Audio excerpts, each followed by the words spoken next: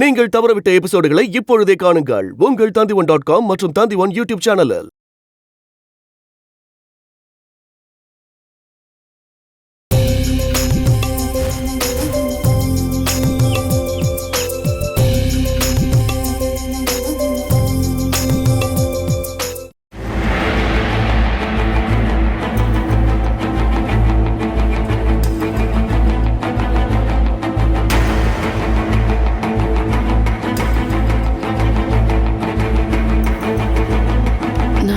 நான் உன்கிட்ட கொஞ்சம் பேசதான் வந்தேன்.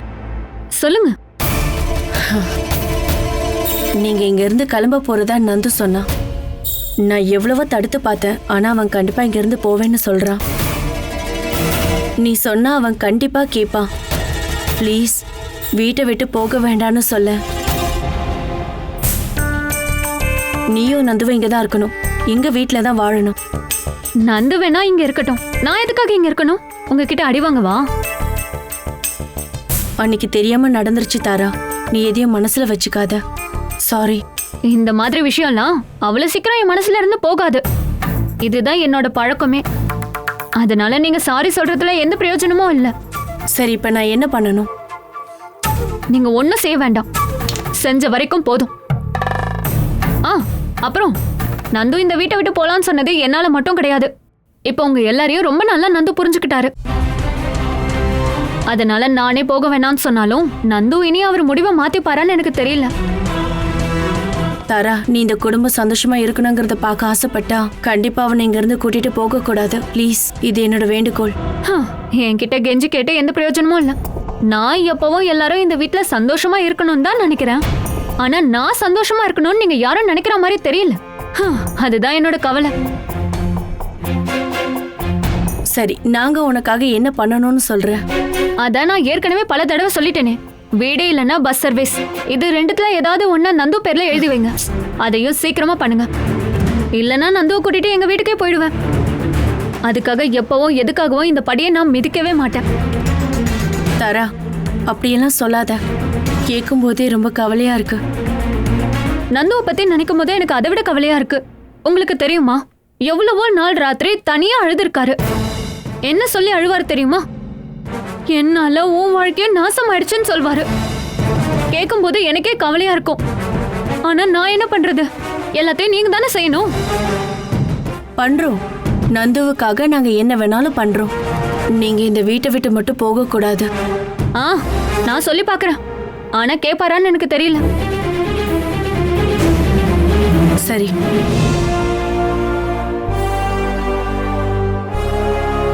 போகக்கூடாதுன்னு சொல்லி காலில் விழ வந்திருக்கா.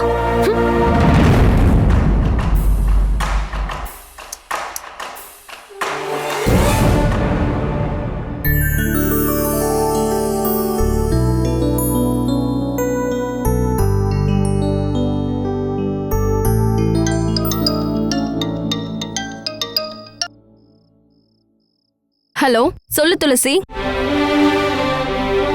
அக்கா, நான் உன்கிட்ட ஒரு விஷயம் சொல்லதான் கால் பண்ணேன். சொல்லு துளசி. தாரா நந்துவை கூட்டிக்கிட்டு அவ வீட்டுக்கு கிளம்புறாளாம். போக வேண்டாம் நான் சொல்லியும் அவ நந்துவை கூட்டிட்டு போவேன்னு அடம் பிடிக்கிறா. நந்து என்ன சொல்றான்? அவனும் தாரா கூட போறேன்னு தான் சொல்றான். அம்மா வர வரைக்கும் கொஞ்சம் வெயிட் பண்ண கூடாதான்னு கேட்டதுக்கு என்னால யார் வர வரைக்கும் காத்துட்டு இருக்க முடியாதுன்னு சொல்றான். இது எல்லாத்துக்கும் காரணம் அந்த தாரா மட்டும்தான். அவனுக்கு இப்போ கூட பிறந்த அக்காங்களை விட பொண்டாட்டி தானே பெருசு. அதனால அவன் தாரா சொல்றதுதான் கேட்பான். நான் தான் உன்கிட்ட சொன்னல மானசி, தாரா நாம நினைக்கிற மாதிரி நல்ல பொண்ணெல்லாம் இல்ல. அவளோட நோக்கமே வேற. அவளுக்கு என்ன தேவைன்னு எனக்கு தெரியும். முதல்ல அம்மா வரட்டும், அதுக்கப்புறம் வீடை பத்தியும் பஸ்ஸை பத்தியும் நம்ம யோசிக்கலாம். அது வரைக்கும் அவனை அங்கேயே இருக்க சொல்லு. நான் கூப்பிட்டா அவன் கண்டிப்பா கால் எடுக்க மாட்டான். அதனாலதான் நான் உன்கிட்ட சொல்றேன். நான் சொல்றேன் மானசி, எப்படியாவது அம்மா வர வரைக்கும் இருக்க வச்சிடு. அது வேற எதுக்காகவும் இல்ல. நந்து இல்லனா அம்மா ரொம்ப வருத்தப்படுவாங்க, அதுக்காக தான். அம்மாக்கு மட்டும் இல்ல, எனக்கும் வருத்தம் தான் துளசி. அவனுக்கு தானே என் மேல கோவம், எனக்கு இல்லைல்ல. நான் இப்பவும் அவனுக்கு பெரிய அக்கா தானே. சரி துளசி, நான் அப்புறமா கூப்பிடுறேன். ம்.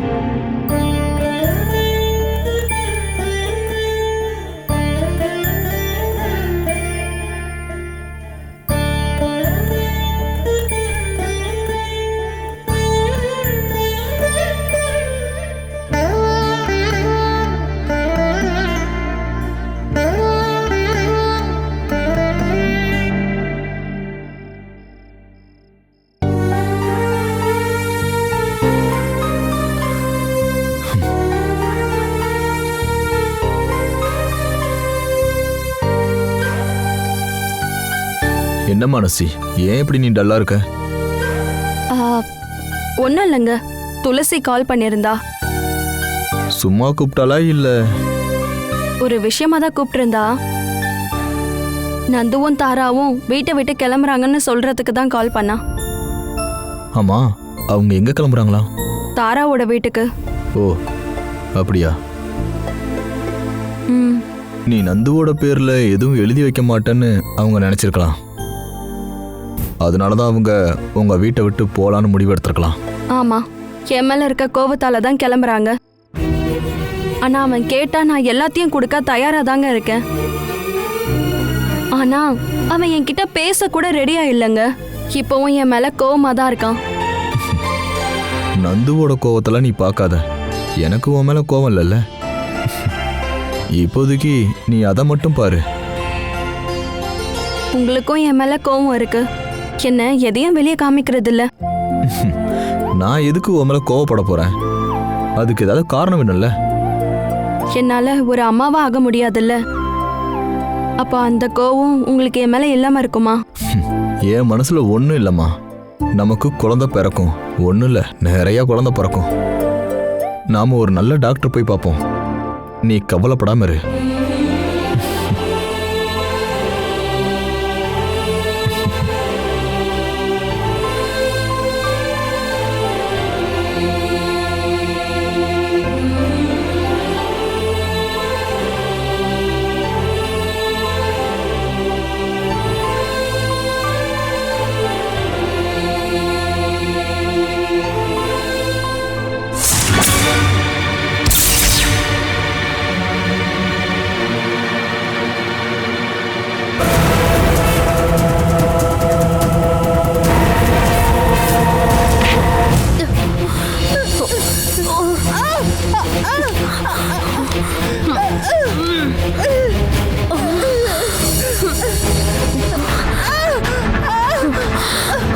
உன்னை நான் கொல்ல போறேன். என் மகனை நீ கொன்னல, அப்படி உன்னை கொல்ல போறேன்.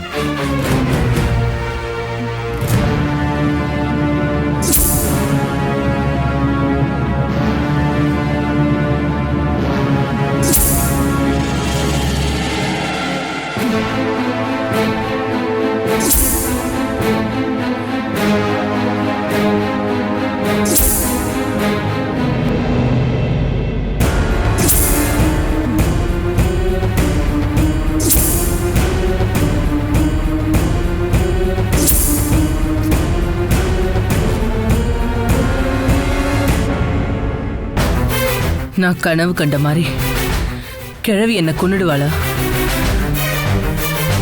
ஐயோ,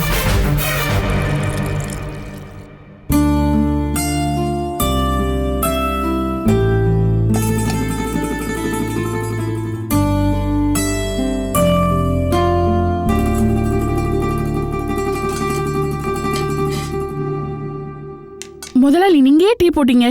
என்கிட்ட சொல்லியிருந்தா நான் போட்டு கொடுத்துருப்பேன்ல. டீ எனக்கு இல்லம்மா, ஏமாவுக்கு. யாருக்கா இருந்தாலும் நான் போட்டிருப்பேன்ல. அப்புறம் நான் இந்த வீட்டுல வேலைக்காரியா இருக்கிறதுல என்ன பிரயோஜனம் இருக்கு? நீ இப்ப வேலைக்காரி இல்லம்மா, எங்களோட பொண்ணு.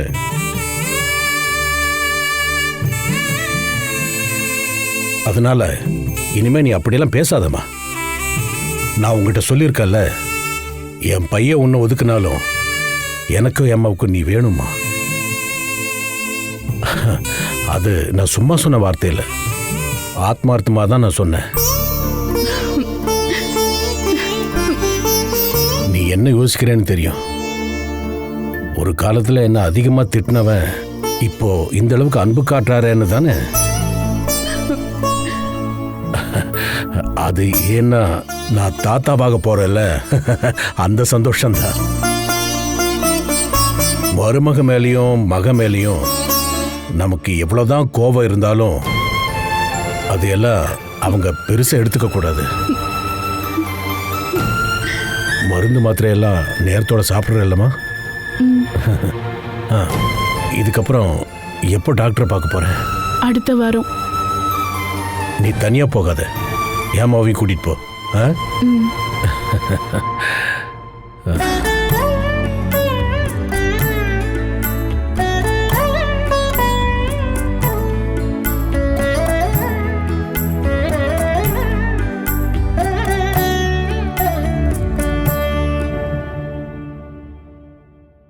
உங்க அப்பா மாதிரி இல்ல, உன் தாத்தா ரொம்ப நல்லவரு.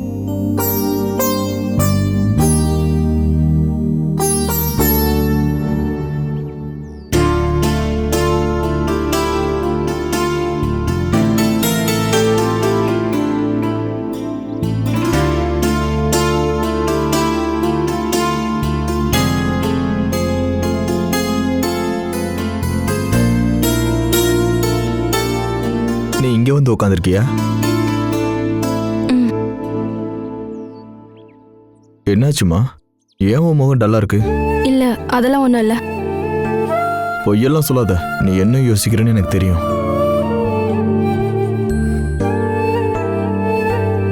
நீ கவலைப்படாம இருமா, நம்ம வேற டாக்டரை பார்க்கலாம். நான் உங்களை நினைச்சுதாங்க கவலைப்படுறேன். நமக்கு குழந்தை வேணும்னு நீங்க ரொம்ப ஆசைப்பட்டீங்கல்ல. அதுக்காக உன் உயிரை பணைய வச்சு குழந்தெல்லாம் வேண்டாம், எனக்கு நீதாண்டி முக்கியம். ஆறுதலுக்காக நீங்க இப்படி எல்லாம் சொன்னா கூட உங்க மனசுக்குள்ள இருக்க கவலை எனக்கு நல்லாவே தெரியும். ரொம்ப சாரிங்க. அட என்னம்மா இது, நாம தான் போய் ஒரு நல்ல டாக்டரை பார்க்கலான்னு சொன்னல, அப்புறம் எதுக்காக நீ கவலைப்பட்டு இருக்க? நீ வா, நம்ம வெளியே எங்கேயாவது போயிட்டு வருவோம். இல்லைங்க, நான் எங்கேயும் வரல. எனக்கு மனசு சரியில்லைங்க, என்னை கட்டாயப்படுத்தாதீங்க. மானசி, நீ இப்படி உடஞ்சு போயிட்டனா எனக்கு யார் ஆறுதல் சொல்லுவா? அதை ஏன் நீ புரிஞ்சுக்க மாட்டேன்ற? உங்களுக்கு இப்போவும் என் மேல பழைய அன்பு இருக்கா? என்ன மானசி இப்படிலாம் கேட்குற? சொல்லுங்க, அதே அன்பு இருக்கா? மானசி, எனக்கு முன்னாடி விட இப்பதான் அன்பு அதிகமாயிருக்கு.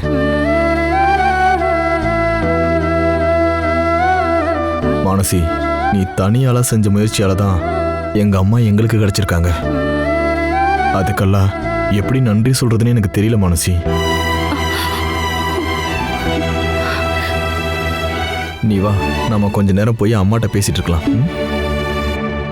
கோயம்புத்தூருக்கு டிரான்ஸ்ஃபர் வேணும்னு கேட்டது ஒரு காரணமாக தான் சார். அங்கே வீட்டில் அம்மா இப்போ தனியாக இருக்காங்க. நாங்கள் அங்கே இருந்தோன்னா அம்மாவுக்கு உதவியாக இருக்கும். Thank you sir, thank you very much.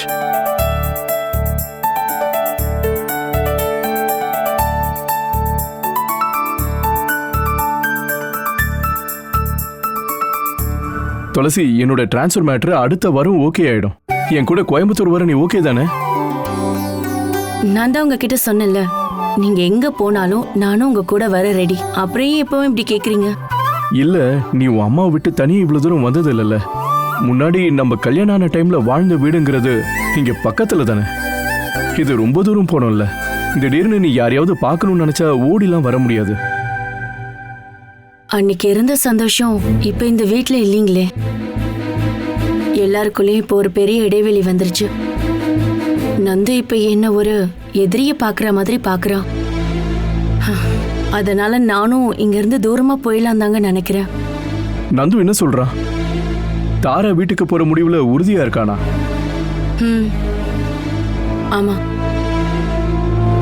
என்னதான் சொன்னாலும் அவன் அவனோட முடிவை மாத்திக்க மாட்டேங்கிறான். நீ மானசி கிட்ட சொல்லிட்டல, நந்துக்கு ஷேர் கொடுக்கறத பத்தி அவ என்ன சொன்னா? அவ முடிவை சொல்லிட்டாளா? அவன் நந்துவுக்காக எதை வேணாலும் கொடுக்க ரெடியா இருக்கான். அவன் சந்தோஷமா வாழறத பார்க்கணும்னு தான் மானசியும் ஆசைப்படுறா. அது மட்டும் இல்ல, என்னை விடவும் மானசியை விடவும் அம்மாவுக்கு அதிக அன்பு நந்து மேலதான். அதனால நந்து இங்க இருந்து போறேன்னு சொன்னா அம்மா ரொம்ப வருத்தப்படுவாங்கன்னு அவளுக்கும் நல்லா தெரியும். கண்டிப்பா மானசி இங்க வரேன்னு சொல்லிருக்கா, வந்து பேசுவா. மானசி சொன்னா அப்புறம் இந்த வீட்லயே இருப்பானா? அப்ப மானசி மேல கோவமால இருக்கா? ஒருவேளை அந்த கோவம்லாம் ஷேர் கிடைச்சா தானா மாறிடுங்க. நானும் அப்படிதான் நினைக்கிறேன். அவன் இப்ப ரொம்ப ஆசைப்படுறது சொத்துக்கும் பணத்துக்கும் தானே. அதை வச்சு பார்த்தா நீ சொன்ன மாதிரி சொத்து வந்தா கோவம் போயிடும் நினைக்கிறேன். ஆமா, இந்த ஷேரை வாங்கி அவன் என்ன பண்ண போறானா? உன்கிட்ட அவன் ஏதாவது சொன்னானா? என்கிட்ட அவன் பழைய மாதிரி எல்லாம் பேசுறது இல்லைங்க. அதனால அவன் மனசுல என்ன இருக்குன்னு எனக்கு பெருசா தெரியல. நந்துவோட இந்த மாற்றத்துக்கு நானும் ஒரு விதத்துல காரணம் தான். தாராவை இங்க முதல்ல வர வச்சது நான் தானே. அவ வந்ததுக்கு அப்புறம் தானே நந்துவோட வாழ்க்கை இப்படி தலைகீழ ஆயிடுச்சு. இதனாலதான் அந்த காலத்துல கல்யாண விஷயத்துல தலையிடவே கூடாதுன்னு சொல்லுவாங்க. தாரா இந்த மாதிரி பொண்ணுன்னு சத்தியமா எனக்கு தெரியவே தெரியாதுமா. வீட்டை தரேன்னு மானசி சொன்னா கூட தாரா நந்துவை கூட்டிக்கிட்டு அவ வீட்டுக்கு போயிடுவாளுன்னு பயமா இருக்கு. அட, நீ டென்ஷன் ஆகாத. வீடு கிடைச்சா அவங்க கண்டிப்பா இங்கதான் இருப்பாங்க. நாமளும் கோயம்புத்தூருக்கு போறோம்னு சொன்னா தாரா இன்னும் ரொம்ப சந்தோஷப்படுவா. நான் எதுக்கும் அவங்க கிட்ட பேசி பாக்குறேன். எப்படியாவது அவங்களை இந்த வீட்லயே இருக்க வைக்க பாக்குறேன்.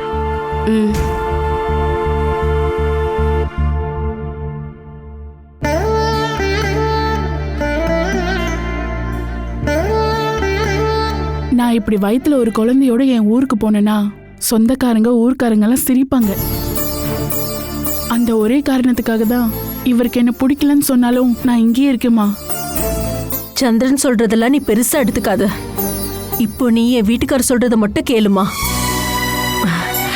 நீ பெத்தெடுக்க போற குழந்தைய பார்க்க அவரு ரொம்ப சந்தோஷமா காத்துட்டு இருக்காரு.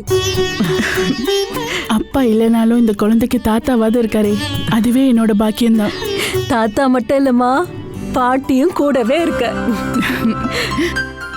அன்னைக்கு மாதிரி வலி வாந்தி தலை சுத்தல்லாம் எதுவும் இல்லைல்ல? இல்ல. எதுவா இருந்தாலும் என்கிட்ட சொல்லணும். எப்பவுமே உன் விஷயத்துல ரொம்ப ஜாக்கிரதையா இருக்கணும்னு அவர் என்கிட்ட சொல்லியிருக்காரு. அப்புறம் முந்த நேத்து உன்னை எவ்வளோ வேலை வாங்கிட்டேன்னு சொல்லிட்டு அவர் என்கிட்ட எப்படி கத்துனாருன்னு தெரியுமா? அதனாலதான் நான் உன்கிட்ட சமையல் கட்டு பக்கமே வர வேணான்னு சொல்றேன். சரிம்மா, பேசுனதெல்லாம் போதும், நீ போய் படு. சாப்பாடு நேரத்துக்கு நான் வந்து கூப்பிடுறேன். சாப்பாடுக்கு முன்னாடி போட வேண்டிய மாத்திரை போடு, நேத்து மாதிரி மறந்துடாத. இல்ல இல்ல.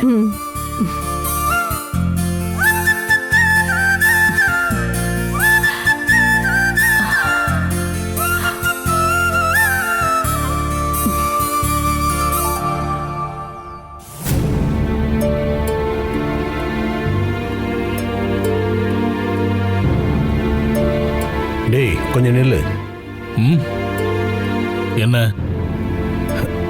நான் உங்ககிட்ட சில விஷயங்கள் பேசி ஆகணும். அதை கேட்கறதுக்கு உனக்கு டைம் இருக்கா? என்ன விஷயம்னு மட்டும் சொல்லுங்க. வேற ஒன்றும் இல்லை, எல்லாம் சுமிதாவை பற்றி தான். ஸ்மிதாவை பற்றி என்ன பேச போறீங்க? கல்யாண விஷயம்தான். அவளுக்கு கல்யாணம் பண்ணி வைக்க போறீங்களா? அவ வேற இடத்துக்கு கல்யாணம் பண்ணி போறதில்ல, அவ இங்க தான் இருப்பா. உன் பொண்டாட்டியா? என்னப்பா, உங்களுக்கு பைத்தியம் எங்கேயும் முத்திருச்சா? பைத்தியம் உனக்கு தான்டா. அதை எப்படி சரி பண்ணலாம் தான் யோசிச்சுட்டு இருக்கேன். அவளை கல்யாணம் பண்ணி பரிகாரம் பண்ணலாம் நான் விரும்பல. அதனால உங்க ஆசையெல்லாம் குழி தோண்டி புதைச்சிருங்க.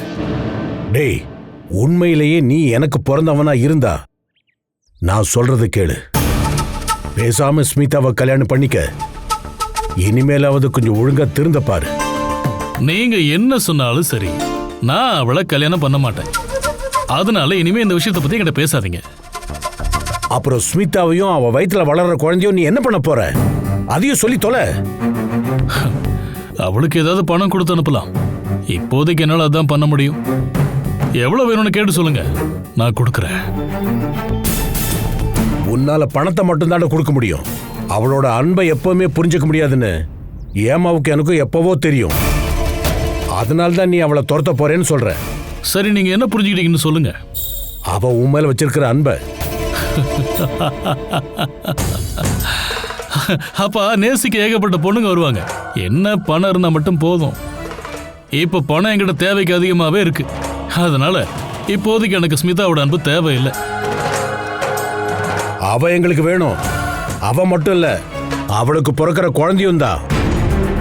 நீ அவளுக்கு பண்ண துரோகத்துக்கு அவளுக்கு நான் இன்னொரு விஷயத்தையும் பண்ண போறேன். இந்த வீட்டையும் என்னோட எல்லா சொத்துக்களையும் அவ பேர்ல எழுதி வைக்கிறேன். என்ன பைத்தியம் மாதிரி உளறிட்டு இருக்கீங்க? நான் ஒன்னும் உளரல, அதுதான் சரி.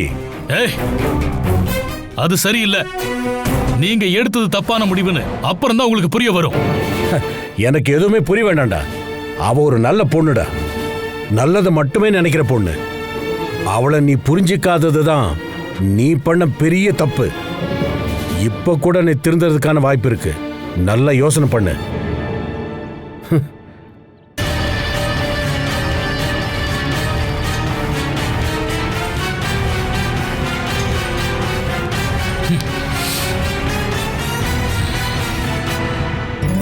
இன்னைக்கு சீக்கிரமா வந்துருவீங்களா?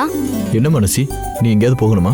நான் சில திங்ஸ் எல்லாம் பர்ச்சேஸ் பண்ணணுங்க. நீங்களும் கூட வந்தா நம்ம வெளியில சாப்பிட்டுட்டு மெதுவா வரலாம்ல. என்ன வரீங்களா? போலாம்.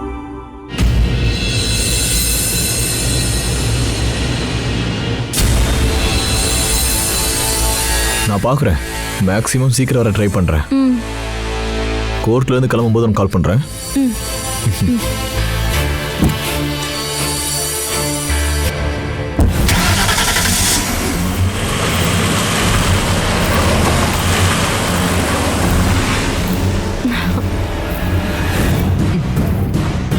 தேவா ஆளே மாறிட்டான்ல.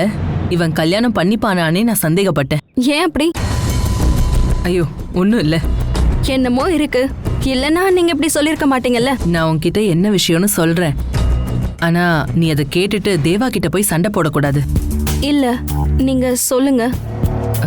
காலேஜ் படிக்கிறப்போ தேவா அங்க ஒரு பொண்ணை பயங்கரமா லவ் பண்ணான். தேவா அந்த பொண்ணை கல்யாணம் பண்ணிப்பான்னு தான் நாங்க நினைச்சோம். ஆனா இப்போ அப்படிலாம் எதுவும் இல்லைன்னு நினைக்கிறேன். படிக்கும் போது லவ் பண்றதெல்லாம் சாதாரண விஷயம் தானே. கல்யாணத்துக்கு அப்புறம் இன்னொருத்தரை தேடி போறது தான் ரொம்ப தப்பு.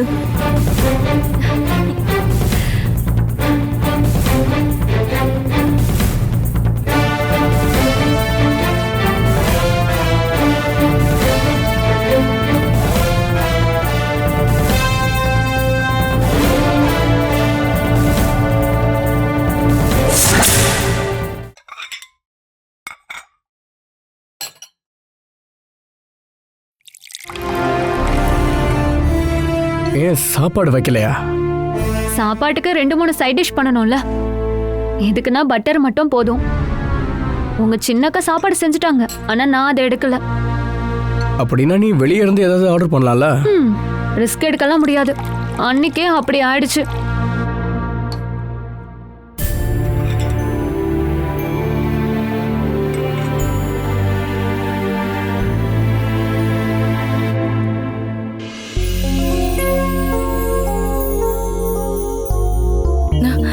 ஆமா, நீங்க 2 பேரும் ஏன் பிரெட் சாப்பிடுறீங்க?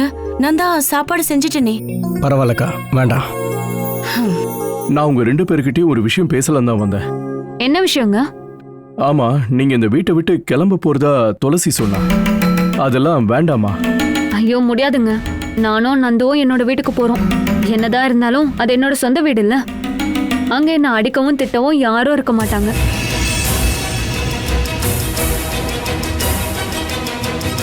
எனக்கு இருக்கிறது எங்க அப்பா மட்டும்தான். எங்க அப்பாக்கு என் மேல இருக்க அன்பு நான் சொல்லாமலே உங்களுக்கு நல்லா தெரியும். ஒரு பார்வையால கூட அவர் என்ன காயப்படுத்தினதில்லை.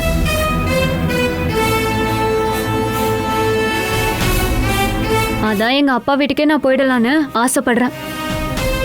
நந்துவும் அப்படிதான் ஆசைப்படுறாரு. இல்ல நந்து? நான் ஒரு விஷயம் சொன்னா நீ கேப்பியான்னு தெரியாது. இருந்தாலும் நான் உன்னை என் தம்பி மாதிரி பாக்குறதுனால சொல்றேன். நீ இந்த வீட்டை விட்டு போகாதப்பா. நீ இந்த மேலைப்பாட்டு வீட்டுல தான் இருக்கணும். உன்னை நேசிக்கிற எல்லாரும் அதை தான் விரும்புறாங்க. அப்புறம் இன்னொரு விஷயமும் இருக்கு. எனக்கு சீக்கிரமாவே டிரான்ஸ்ஃபர் கிடைச்சிரும். அப்படி கிடைச்சிருச்சுன்னா துளசியும் எம்மியும் என் கூட கோயம்புத்தூருக்கு வந்துருவாங்க. அப்ப நீயும் தாராவும் போயிட்டா அத்தை இங்க தனியாயிடுவாங்கல்ல. அவங்க கூட யாராவது வேண்டாமா? அதனாலதான் உங்க 2 பேருக்கிட்டையும் நான் போக வேண்டாம்னு சொல்றேன். நீங்க சொன்னதுனால வேணா நாங்க எங்க முடிவை மாத்திக்கிறோம். ஆனா இந்த வீட்டை நந்துவோட பேர்ல எழுதி வைக்க சொல்லுங்க. என்ன நந்து, நல்ல முடிவு தானே? ஆமா, அப்படி நடந்தா நாங்க இங்க இருக்கிறோம். மற்றபடி அத்தை மேல உங்களுக்கு அன்புலாம் இல்லைல்ல? அன்பை எடுத்துட்டு போய் பேங்க்ல கொடுத்தா லோன் கொடுப்பாங்களா என்ன?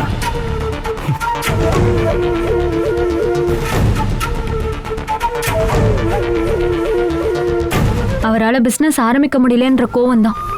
இந்த வீடு கிடைச்சா அது மாறிடும்.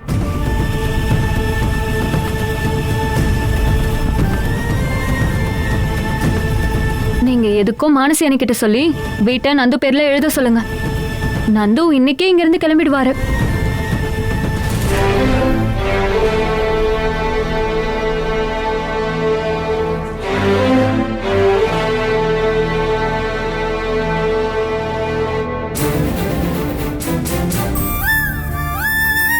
என்னங்க, அம்மா மேல கூட இவனுக்கு அன்பே இல்லாம ஆயிடுச்சுங்க. நான் தான் சொன்னேன்ல, அவன் ரொம்ப மாறிட்டாங்க. மாறிட்டான்னு சொல்றதை விட தாரா நந்துவை மாத்திட்டான்னு சொல்றதுதான் சரி.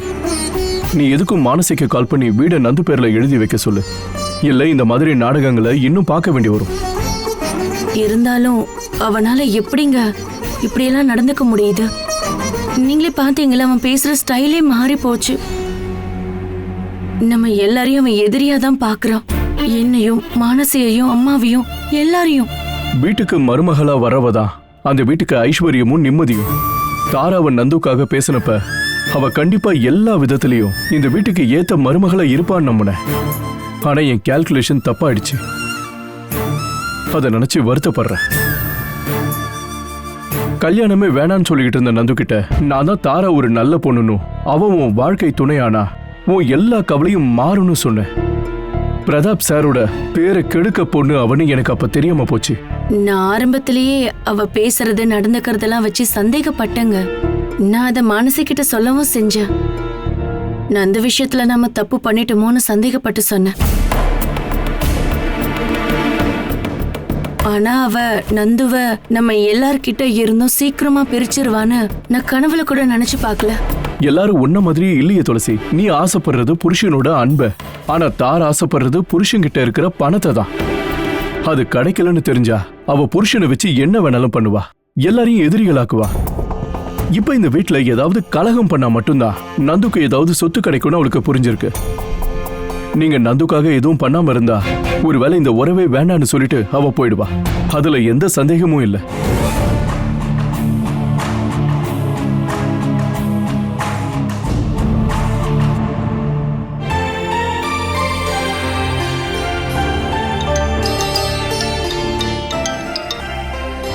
ஹலோ துளசி, நானே உனக்கு கால் பண்ணலாம் தான் நினைச்சிட்டு இருந்தேன். நீ நந்து கிட்டயும் தாரா கிட்டயும் பேசனியா? அவங்க என்ன சொல்றாங்க? வேலைப்பாட்டை விட்டு கிளம்பலான்னு அவங்க முடிவு பண்ணிட்டாங்களா? இங்கேயே இருக்கணும்னா வீட்டை நந்து பேர்ல எழுதி வைக்கணும்னு தாரா சொல்றா. அதுல எனக்கு எந்த பிரச்சனையுமே இல்லைன்னு சொல்லிடுமா. அவ வீடு அவன் பேர்ல இல்லைங்கிறதுக்காகலாம் வீட்டை விட்டு போக வேண்டாம். நான் அவன்கிட்ட சொல்றேன். முடிஞ்சா நீயே கொஞ்சம் நேர்ல வந்து அவங்க கிட்ட எல்லா விஷயத்தையும் பேசு. முதல்ல அம்மா வரட்டும், அப்புறம் நான் வீட்டுக்கு வரேன். ராயும் எம்மி பாப்பாவும் நல்லா இருக்காங்கல்ல? அப்புறம் ஒருவேளை அவருக்கு கோயம்புத்தூர்ல டிரான்ஸ்ஃபர் கிடைக்கலாம். அப்படி கிடைச்சா நாங்க கோயம்புத்தூருக்கே ஷிஃப்ட் ஆகி போயிடுவோம். என்ன துளசி, உனக்கும் தாராவுக்கும் ஏதாவது சண்டையா? அவ குணம்தான் உனக்கு தெரியும்ல. நாம சும்மா இருந்தா கூட எதையாவது சொல்லி நம்ம கிட்ட அவளே சண்டை போடுவா. நான் அதெல்லாம் பெரிய பிரச்சனையா எடுத்துக்கிறது இல்ல. நம்ம வீட்டு பேரை சொல்லி நீ எந்த பிரச்சனையும் தேவையில்லைன்னு சொல்லு. நான் வீடை கொடுக்க ரெடியா இருக்கேன். சரி மானசி, நான் இதை அவன்கிட்ட சொல்றேன்.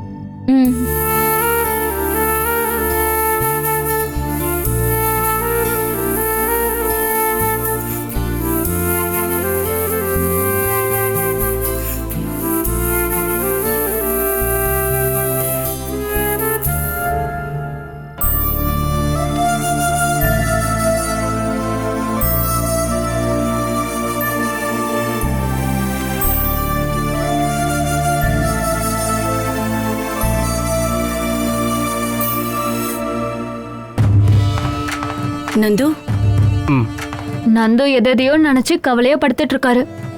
என்னாச்சு? மானசி அன்னிக்கிட்ட பேசுனீங்களா? மானசி அக்கா வீட்டை நந்து பேர்ல எழுதி வைக்க ரெடியா இருக்கா.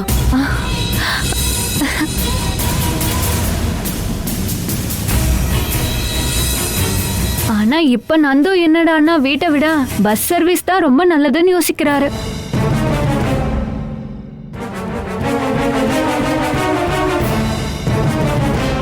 அப்படி கிடைச்சா நிரந்தரமா ஒரு வருமானம் வரும்ல.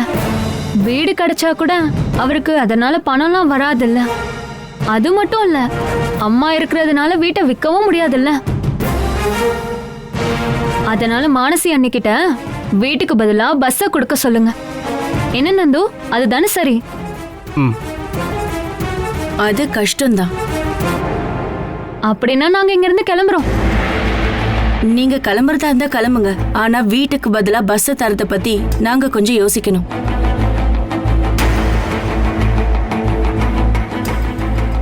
ஆமா, இவ்வளவு நாளும் வீடு போதுன்னு சொல்லிட்டு இப்ப என்ன திடீர்னு பஸ் வேணும்னு கேக்குற?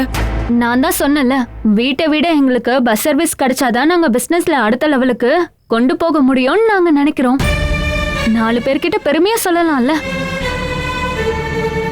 ஜனதா மோட்டார்ஸோட ஓனர் யாரு? நந்து முதலாளி. ஆஹா, சொல்லும் போது இவ்வளவு பந்தாவா இருக்கு. உனக்கும் பஸ் தான் வேணுமா? சொல்லு. தாராவோட இஷ்டம் என்னமோ அதுதான் என்னோட இஷ்டமோ.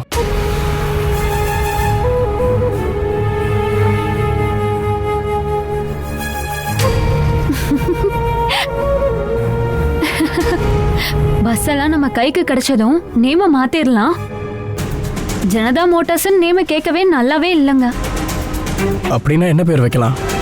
தாரா டிராவல்ஸ், ப்ரொப்ரைட்டர் தாரா நந்து. சொல்லும் போதே செம்மையா இருக்குல்ல. ஜனதா மோட்டார்ஸ்ங்கிறது அப்பா வச்ச பேரு. அதை நம்ம எதுக்காக மாத்தணும்? அப்புறம் மாத்த வேணாமா? அது பழைய பேர் தானே. இந்த லோக்கல் பஸ்ஸுக்கெல்லாம் அது ஓகே. நம்ம இன்னும் நிறைய பஸ் எல்லாம் வாங்கும்போது ஜனதான்ற பேரெல்லாம் செட்டே ஆகாதுங்க. அதனாலதான் தாரா டிராவல்ஸ் மாத்தணும்னு சொல்றேன். பஸ் எல்லாம் நம்ம கைக்கு வந்ததுக்கு அப்புறமா நம்ம கனவெல்லாம் காணலாம். நான் இப்படிதான் லைட்டா ஏதாவது கேள்விப்பட்டாலே கனவு காண ஆரம்பிச்சிருவேன். உண்மையை சொல்லவா, இது வரைக்கும் நான் கண்ட கனவெல்லாம் பழிக்காம இருந்ததில்ல. உங்களை முதல் தடவை பார்த்தப்ப என்னெல்லாம் கனவு கண்ட தெரியுமா? அதுல சிலது மட்டும் கெட்ட கனவா ஆயிடுச்சு. எது தாரா கெட்ட கனவாச்சு? அதுல ஒண்ணு வந்து நீங்க பெரிய பணக்காரர் ஆகுறது. 2வது கனவு வந்து மேல தாளத்தோட ஒரு யானை மேல உட்காந்து நீங்க அப்படியே ஜம்முன்னு நெஞ்சு விரிச்சுக்கிட்டு வரீங்க. அப்புறம் 3வதா பார்த்தது, ஹே வாய முடு, போதும் போதும் போதும், எனக்கு தூக்கம் வருது. ஆனா எனக்கு தூக்கம் வரல. மனசு ஃபுல்லா பஸ்ஸா இருக்கு. அந்த பக்கம் பார்த்தா தாரா டிராவல்ஸ், இந்த பக்கம் பார்த்தா தாரா டிராவல்ஸ், எங்க பார்த்தாலும் தாரா டிராவல்ஸ் தான்.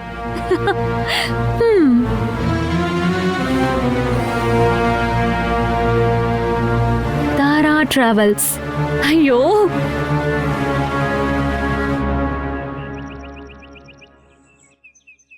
நீ என்ன தாரா முட்டாள்தனமா பேசுற? யாராவது இவ்ளோ பெரிய வீட்டை தரேன்னு சொன்னா வேண்டான்னு சொல்லுவாங்களா? வீட்டை வச்சு வாழ்க்கையை நடத்த முடியாதுல்ல ஆண்டி.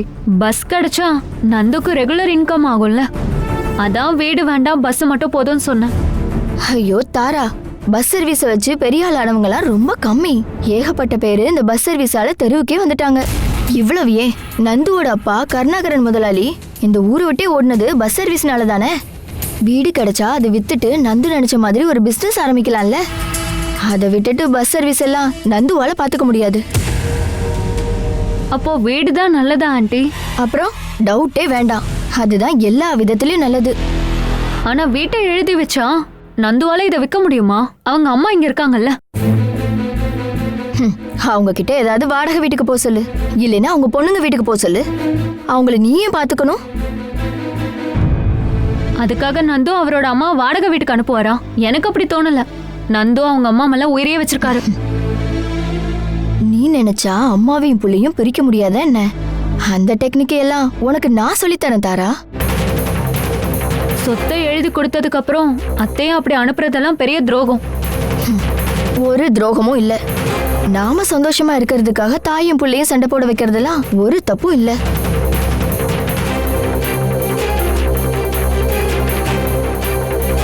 அத்தை விடுற சாபத்தோட பிசினஸ் ஆரம்பிச்சா விளங்குமா?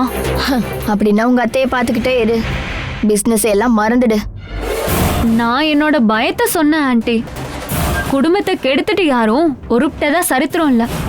அதனாலதான் இந்த வீடை வாங்குறதுக்கு யோசிக்கிறேன். ஐயோ தாரா, நீ இப்படி சென்டிமெண்ட் எல்லாம் பார்த்துட்டே இருந்தேன்னா முன்னேறவே மாட்டேன். நந்து ஏதாவது பிசினஸ் பண்ணணும்னா காசு வேண்டாமா? அதுக்கு இருக்கிறதுலே பெஸ்ட் வழி இந்த வீட்டை விற்கிறது தான். அதனால எனக்கு பஸ் எல்லாம் வேண்டாம், இந்த வீடு மட்டும் போதும்னு துளசிக்கிட்ட பேசு. அவ அந்த விஷயத்த மானசி கிட்ட சொல்லிடுவா. அப்ப வீடே போதுமா ஆண்டி? அதான் எல்லா விதத்திலயும் நல்லது. இந்த வீட்டை வித்தா கிட்டத்தட்ட எவ்வளவு காசு வரும்? இன்னைக்கு மதிப்புக்கு ஒரு 1.5 கோடி கிடைக்கும். அவ்வளவுதான் கிடைக்குமா? இப்போதைக்கு உனக்கு அது பத்தாதா?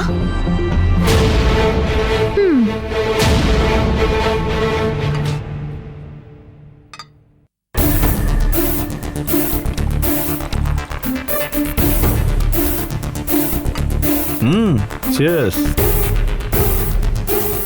எவ்வளோ நாள் ஆச்சு பாஸ் உங்களோட நான் இங்கே உட்காந்து சரக்கு அடிச்சு. இப்போதான் எனக்கு சந்தோஷமா இருக்கு. நானும் சந்தோஷமா இருந்தேன். எவ்வளவு நாள் ஆகுது? இத்தனை நாளா எங்க பார்த்தாலும் கடன்காரங்களா இருந்தானுங்க. நல்ல வேளை மறுநாள் நீ கல்யாணம் பண்ணதுனால கடன்காரன் தொழில இருந்து தப்பிச்சிட்டேன். அதுதான் அவளால கிடைச்ச ஒரே லாபம். டாக்டர் அக்கா கிட்ட இருந்து நீங்க இது வரைக்கும் எவ்வளவு பணம் பாஸ் வாங்கியிருப்பீங்க? கணக்கு இல்ல, அந்த அளவுக்கு வாங்கியிருக்கேன். இதுக்கப்புறமா அவ கொடுத்துருப்பா. ஆனா அதுக்குள்ள ஸ்மிதாவோட மேட்ரை அவ எப்படியோ தெரிஞ்சுக்கிட்டா. அவ கிட்ட யாரு சொல்லியிருப்பாங்கன்னு தான் யோசிச்சுக்கிட்டு இருக்கேன். எவனோ சொல்லிட்டு போறான், விடுங்க. நீங்க அது பின்னாடி அலைஞ்சிட்டு இருக்காதீங்க பாஸ். எப்படியோ உங்களுக்கு தேவையான பணத்தை டாக்டர் அக்கா கிட்ட இருந்து வாங்கிட்டீங்கல்ல, அது போதும் பாஸ் உங்களுக்கு. ஏன் பாஸ், ஸ்மிதா பேர்ல சிவராஜ் முதலாளி சொத்து எழுதி வச்சிருக்காராமே, உண்மையா? இல்ல நீங்க ஸ்மிதாவை கல்யாணம் பண்ணிக்கணும்ன்றதுக்காக முதலாளி சும்மா சொல்றாரா? சும்மா சொல்லியிருக்க மாட்டாரு. ஏன்னா ஸ்மிதா மேல அப்பாவுக்கு புதுசா இப்ப அன்பு வந்திருக்கு. அதுக்கு என்ன காரணம்னு எனக்கு தெரியும். என்ன பாஸ்? அதாட, வயதுல என் குழந்தை வளருதுல, அது மேல அன்பு இருக்கிறதுனால தான் ஸ்மிதாவுக்காக அவர் எது வேணாலும் பண்ண ரெடியா இருக்காரு. ஆமாம் பாஸ், உங்களுக்கு அந்த குழந்தை மேல எந்த அன்பும் இல்லையா? என்னதான் இருந்தாலும் அது உங்க குழந்தை தானே. அடே, எனக்கு அந்த மாதிரி எத்தனையோ பொண்ணுங்க மூலமா குழந்தை பிறந்திருக்கலாம். எல்லாம் என்னோட வாரிசுங்கன்னு நான் அதுங்களெல்லாம் போய் பார்க்கவோ இல்ல கொஞ்சவோ எல்லாம் ஒன்றும் போனதில்லை. எனக்கு என்னவோ அதுல பெருசா இன்ட்ரெஸ்ட்லாம் இல்லடா. இருந்தாலும் பாஸோட மனசு ஒரு பாறாங்கல்லு தான். அதுதான்டா காராளி சந்திர.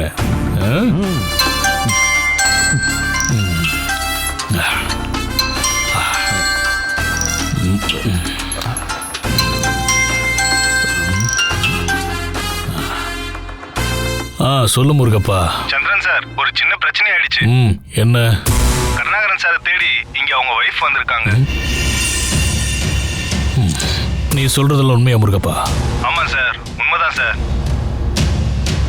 அந்த ஆள் அங்க இருக்காருன்னு அவங்களுக்கு எப்படி தெரியும்? அந்த தோட்டக்காரன் பழனி தான் கருணாகரன் சாருக்கு ஹெல்ப் பண்ணிருப்பான்னு நான் நினைக்கிறேன். பழனி கிட்ட இருந்து போனை வாங்கி அவங்க பொண்டாட்டி கால் பண்ணி சொல்லிருக்கலாம்னு நினைக்கிறேன். அதனாலதான் கருணாகரன் சார் வைஃப் இங்க வந்திருக்காங்க. அந்த பழனியை பகச்சிக்காதீங்கன்னு நான் அன்னைக்கே உங்ககிட்ட நான் சொன்னேன்ல. அந்த ஆளு பொண்டாட்டி கூட வேற யாராவது இருக்காங்களா?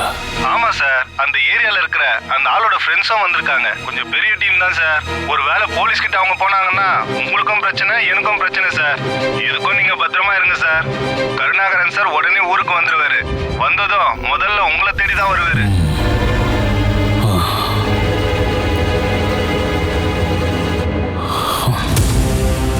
என்ன பாஸ், ஏதாவது பிரச்சனையா? சொல்லுங்க. ஒரு சின்ன பிரச்சனைடா.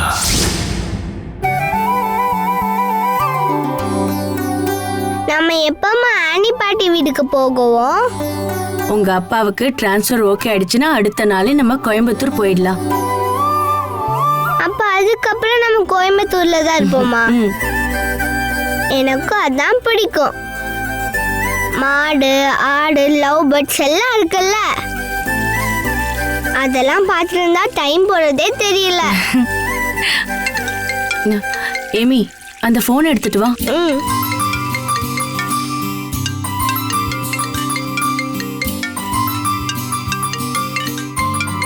யாரு? பானு பாட்டி தான். ஹலோ, போன காரியம் என்னமா ஆச்சு? அப்பாவை பாத்தீங்களா? பாத்துட்டேம்மா.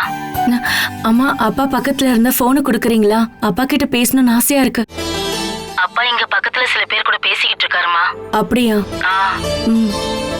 சரி, நீங்க அப்பாவை கூட்டிட்டு எப்ப வர போறீங்க? இந்த வாரமே வந்துருவோமா.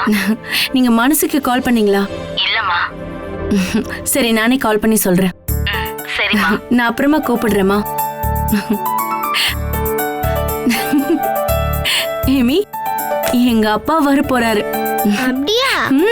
எங்க அப்பாவோட பேர் என்ன தெரியுமா? எனக்கு தெரியும். அப்படியா? பேர் சொல்ல பாப்போம். கருணாகரன் தாத்தா. ஐயோ, சமத்து. வா, அவரை தாத்தா தாத்தான்னு கூப்பிடு. சரியா? எப்படி கூப்பிடுவ? தாத்தா. அது எங்களுக்கு பஸ் வேண்டாம், வீடு மட்டும் போதும். என்ன தாரா, ஏதோ சின்ன பசங்க பொம்மை வேணும்னு கேக்குற மாதிரி கேக்குற. என்ன சொல்றீங்க தாராண்டி? உங்களுக்கு பஸ்ஸும் கிடையாது, வீடும் கிடையாது. ஏங்க பாரு, நான் சொல்றத கேட்கும் போது உங்களுக்கு அதெல்லாம் காமெடியா தெரியலாம். ஆனா நான் சீரியஸா தான் சொல்றேன்.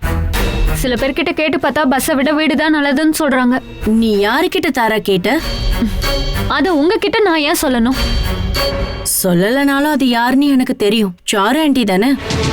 ஆமா, என்னோட நிலைமைய பார்த்து அவங்க ரொம்ப வருத்தப்படுறாங்க. நான் எப்படியாவது பெரிய ஆள் ஆகணும்னு அவங்க ஆசைப்படுறாங்க. அது நந்துவால மட்டும்தான் முடியும். அது அவங்களுக்கும் நல்லா தெரியும். அதனால அவங்க 1000 கருத்துக்களை கூட சொல்லுவாங்க. அதை கிண்டல் பண்ணணும்லாம் நீங்க நினைக்காதீங்க.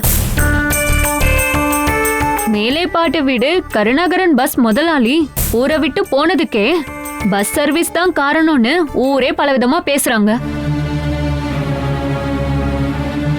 அந்த பயம் எனக்குள்ளேயும் வந்துருச்சு. அதான் பஸ் வேண்டான்ற முடிவுக்கு வந்துட்டேன். நந்துகிட்டையும் நான் சொன்னப்ப அவருக்கும் வீடு மட்டும் போதும்னு சொல்லிட்டாரு. ஒருவேளை இந்த வீட்டால அவர் பெரிய ஆள் ஆகலாம்ல. அவன் கிட்ட ஒரு வாரம் வெயிட் பண்ண சொல்லு. அப்பா ஊருக்கு வர போறாரு. வந்ததுக்கு அப்புறம் அப்பாவே எல்லாத்தையும் முடிவு பண்ணுவாரு. உங்க அப்பா என்ன வேணாலும் முடிவு பண்ணட்டும். ஆனா எங்க முடிவை சொல்றோம். எங்களுக்கு வீடு மட்டும் போதும். சரி, முதல்ல அப்பா வரட்டும். அவர் வரலன்னா வீடு தர மாட்டீங்களா? இல்ல, உங்க அப்பா வருவாருங்கிறத உறுதியா சொல்ல முடியாதுல்ல, அதான் கேட்டேன்.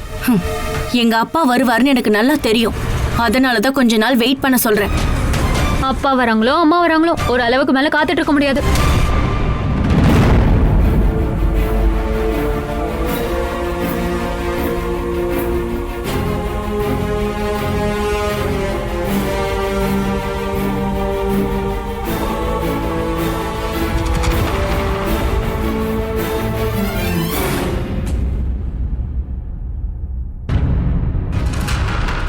ஹலோ மானசி.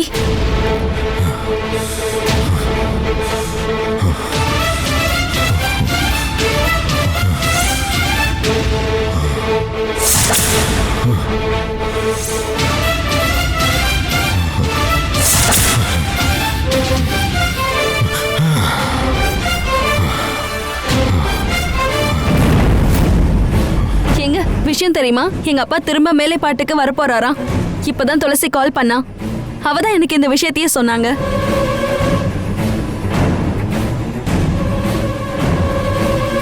எங்க என்னாச்சு? ஏன் இப்படி இருக்கீங்க? நான் அந்த குருஜியை எப்படி கொலை பண்ணலான்னு யோசிச்சுக்கிட்டு இருக்கேன். அவனை மட்டும் கொன்னா பத்தாது, அவளையும் கொல்லணும். நான் அண்ணின்னு சொல்ற அந்த பிசாசை தான் சொல்றேன். உங்களுக்கு அவங்க மேல இருக்க கோவம் எனக்கு புரியுது. ஆனா கொலை பண்றத பத்தி எல்லாம் யோசிக்காதீங்க. அப்புறம் எங்க அண்ணனை கொண்டவங்கள சும்மா விடணுமா? அந்த ஆளு இங்க பூஜை பண்ண வர அன்னைக்கு அவனையும் அந்த மித்ராவையும் நான் கொல்லுவேன். என் கையாலேயே கொல்லுவேன். அப்படி மனசுக்குள்ள பெரிய ஸ்கெட்சை போட்டுதான் அந்த ஆளை பூஜை பண்றதுக்கு வர சொல்லியிருக்கேன். சட்டம் படிச்ச வக்கீல் அண்ணா, நீங்க சட்டத்தை இப்படி கையில எடுக்கிறது ரொம்ப தப்பு. அவங்கள ஜெயிலுக்கு தாங்க அனுப்பணும். தப்பு பண்ணதுக்கான தண்டனையை கோர்ட் அவங்களுக்கு கொடுக்கும். ஜெயிலில் இருக்கிறத விட நல்லது பரலோகத்துக்கு அனுப்புறது தான். அதுதான் அவங்களுக்கான பெரிய தண்டனை. இதையெல்லாம் கேள்விப்படும் போது மாமா எப்படி ரியாக்ட் பண்ணுவாருன்னு தான் நான் யோசிக்கிறேன். நான் அப்பாட்ட போய் எல்லாத்தையும் சொல்லட்டா மனசி? வேண்டாங்க. அந்த குருஜி இங்க வர அன்னைக்கு அத்தையே மாமா கிட்ட எல்லாத்தையும் சொல்லுவாங்க. அந்த ஒரு விஷயத்துக்காக தான் நான் காத்துக்கிட்டு இருக்கேன்.